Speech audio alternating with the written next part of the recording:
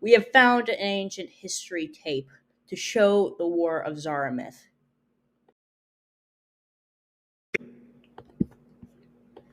In the 41st millennium, the forge world of Zaramith was a place of constant turmoil.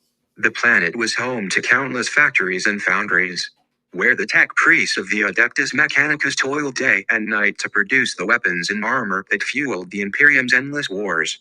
But amidst the noise and smoke of the forges, a different kind of fire was brewing. A small but dedicated group of cultists had been secretly gathering in the shadows, their hearts filled with a dark and dangerous creed. They were the followers of the Chaos Gods, and they had come to Zaramith with a single purpose: to bring about the downfall of the Imperium and the rise of a new, chaotic order.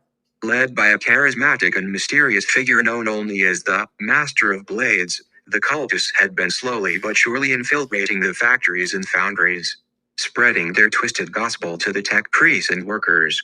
They preached a message of chaos and destruction, promising their followers that the old order would be overthrown and a new era of freedom and power would be born from the ashes. As the days passed, more and more workers began to join the cult, drawn in by the promise of power and the thrill of rebellion. The tech priests, who the Imperium's strict hierarchy had long oppressed, were particularly susceptible to the cult's message, and soon they were leading the charge, sabotaging the factories and turning their weapons against their former masters. But the Imperium was not about to let Zaramith fall without a fight. As the cultists and tech priests began their uprising, the Imperial forces stationed on the planet were quick to respond. The armies of the Imperium, led by the mighty Space Marines, descended upon Zaramith with fire and fury, determined to crush the Chaos Cult uprising and restore order to the Forge world. The battle that ensued was fierce, with both sides suffering heavy losses. The cultists and tech priests fought with a fanatical zeal, fueled by their belief in the power of the Chaos Gods, while the Space Marines fought with their usual disciplined ferocity. But despite their bravery, the Imperium's forces were no match for the sheer numbers of the cultists and the power of the Chaos Gods. As the battle raged on, it became clear that the Imperium was on the brink of defeat. The cultists had gained control of the factories and foundries and were using their powerful weapons and armor to devastating effect.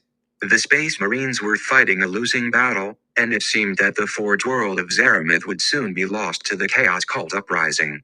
But just as all hope seemed lost, a lone figure appeared on the battlefield.